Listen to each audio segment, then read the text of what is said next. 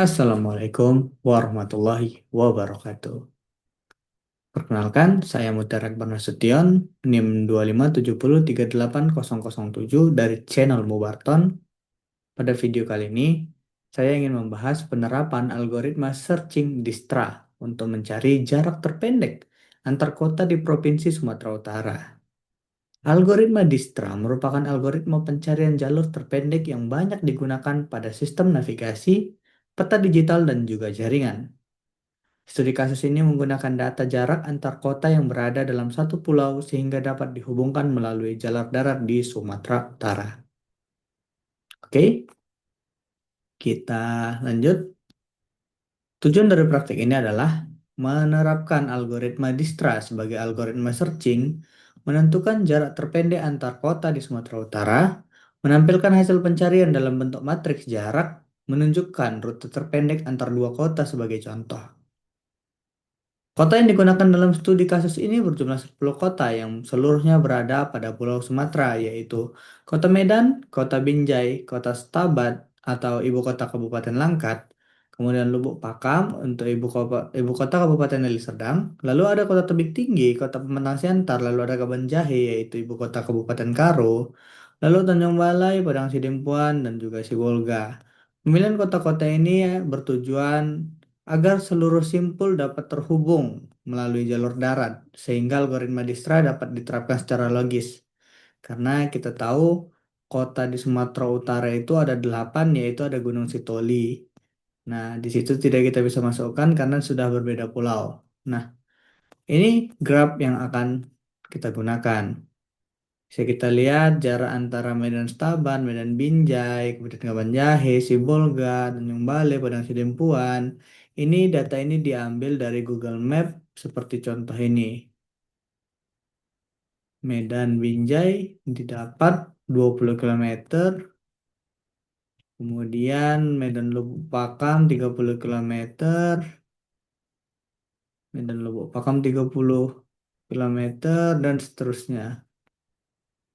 Lalu setiap kota direpresentasikan sebagai simpul atau node, sedangkan jarak antar kota direpresentasikan sebagai sisi atau edge dengan bobot berupa jarak dalam kilometer. Graf yang digunakan adalah graf berbobot dan tidak berarah karena jalur darat dapat dilalui dua arah dari Medan ke Binjai maupun Binjai ke Medan.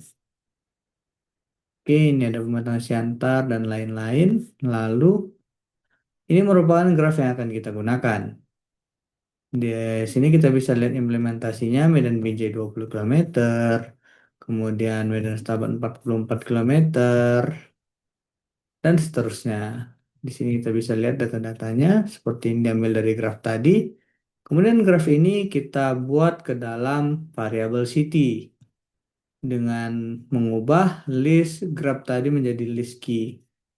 Nah, algoritma Dijkstra merupakan algoritma pencarian jalur terpendek dari satu titik awal ke seluruh titik lainnya dalam graf berbobot positif. Langkah kerja algoritma Dijkstra adalah memberikan nilai jarak awal tak hingga atau unlimited ke semua node, lalu memberikan nilai 0 pada node awal, kemudian memilih node dengan jarak terkecil, memperbarui jarak node tetangga jika ditemukan jalur yang lebih pendek, mengurangi proses hingga semua jarak terpendek ditemukan. Oke, di sini kita bisa mulai. Kita jalankan ulang saja. Ini grafnya.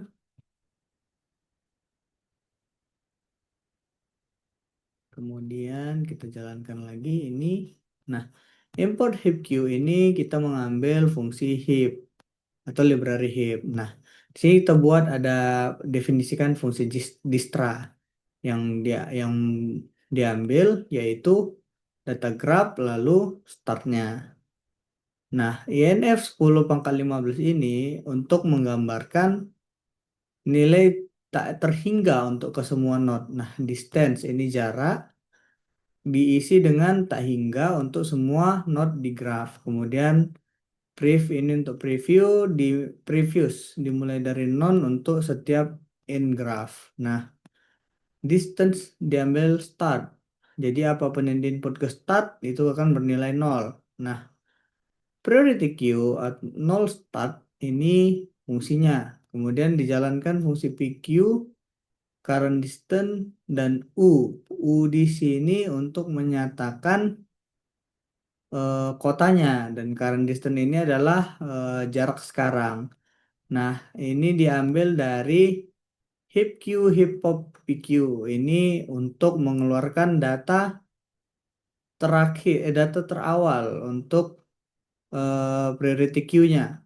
Data yang eh, diambil dari fungsi PQ tadi, kemudian data terakhirnya disimpan jarak sekarang dan juga nama kotanya. Jika jarak sekarang itu lebih besar daripada jarak kotanya, distance dan dari sini, nah itu continue. Jadi nggak usah jalankan lagi yang bawah ini, lakukan looping lagi.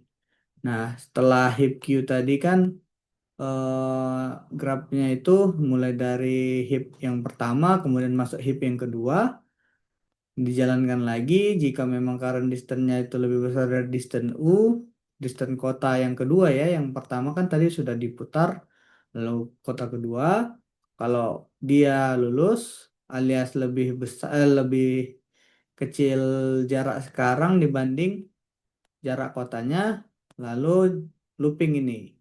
For V way in graph item. Nah, graph item tadi terdiri dari di sini bisa kita lihat Medan ke Binjai 20 Lubuk Pakam ya dari graf tadi. Kemudian disimpan ke dalam variabel V dan W. Nah, untuk new distance yaitu current distance ditambah W. Nah, W ini tadi diisi dengan jaraknya. Jadi eh, ditambahkanlah jarak yang sekarang dengan jarak ke kota selanjutnya, lalu disimpan di new distance. Nah, baru itu diperiksa. Jika new distance itu lebih kecil dari distance V saat ini, distance V ini untuk menandakan kota. Nah, jika memang lebih kecil, maka ubah distance V menjadi new distance, kemudian previous V atau previous kota itu menjadi nilai U kota sebelumnya. Nah, setelah itu masukkan kembali ke dalam heap-nya. Jadi heap-nya itu sudah berubah dari yang sebelumnya. Heap terkecilnya itu misalnya Medan tadi atau heap yang pertama, kemudian berubah menjadi posisinya berbeda karena sudah diubah. Nah, ini dijalankan terus berulang hingga seluruh heap selesai. Nah, kemudian return, distance, dan previous ya. Nah, karena tujuan tugas ini adalah mengetahui jarak terpendek antara seluruh pasangan kota, maka algoritma Dijkstra dijalankan secara berulang dengan setiap kota sebagai titik awal. Hasil dari proses ini adalah matriks jarak terpendek yang menunjukkan jarak minimum dari setiap kota ke kota lainnya.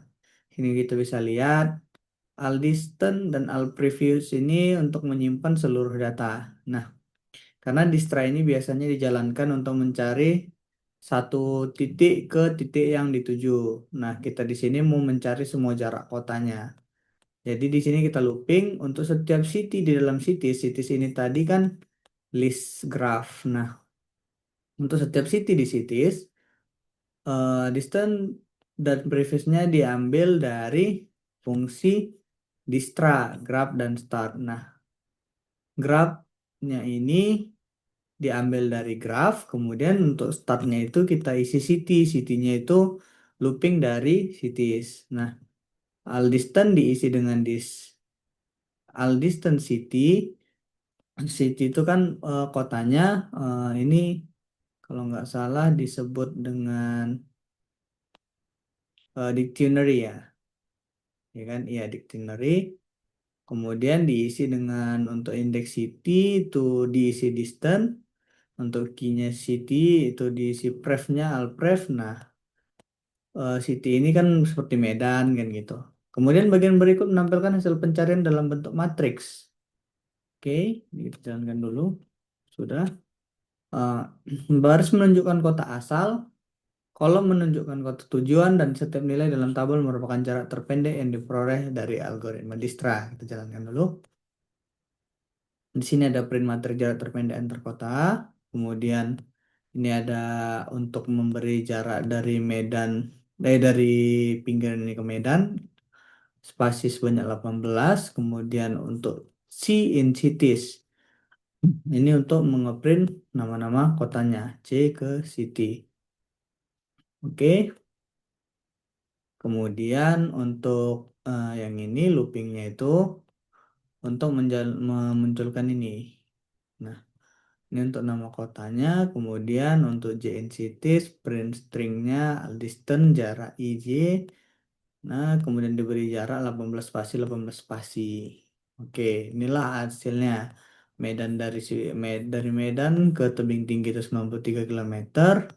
Kabanjahe itu ke misalnya si Bolga itu 274 dan seterusnya. Nah, di sini kita bisa em, mencari jarak terpendek antar dua kota. Rute ini dibentuk menggunakan data kota sebelumnya dari data ini yang dihasilkan oleh algoritma Dijkstra ini. Nah, kita bisa jalankan di sini ada fungsi build path dengan isinya Pref ini data yang terdiri dari output dari sini tadi. Kemudian start ini kita untuk diinput di sini. Kemudian N-nya diisi di sini. Lalu pad ini untuk menyimpan eh, nama-nama kotanya nanti. Ini untuk stringnya. Kemudian ini current diisi langsung oleh N. Lalu jalankan jika current tidak non atau non itu artinya tidak ada datanya, maka padnya diisi dengan current aja, alias si N tadi. Kemudian jika current sama dengan start, itu juga di break, tidak usah dijalankan lagi karena jika current sama dengan start berarti posisinya udah selesai dong dari N ke start. Nah, kemudian untuk current, kemudian previous current, lalu pad reverse. Nah, jadi gini fungsinya itu dia membaca mundur. Nah, dari misalnya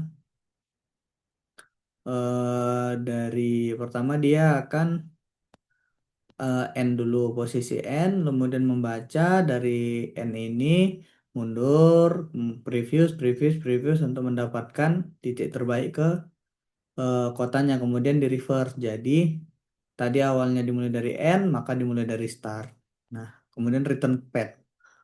Nah, ini kita coba contohkan dari Medan ke Sibolga. Kita jalankan. Nah, di sini kita bisa lihat dia memanggil fungsi build path, ya, fungsi build path dengan al previous start. Jadi preview ini tadi diambil dari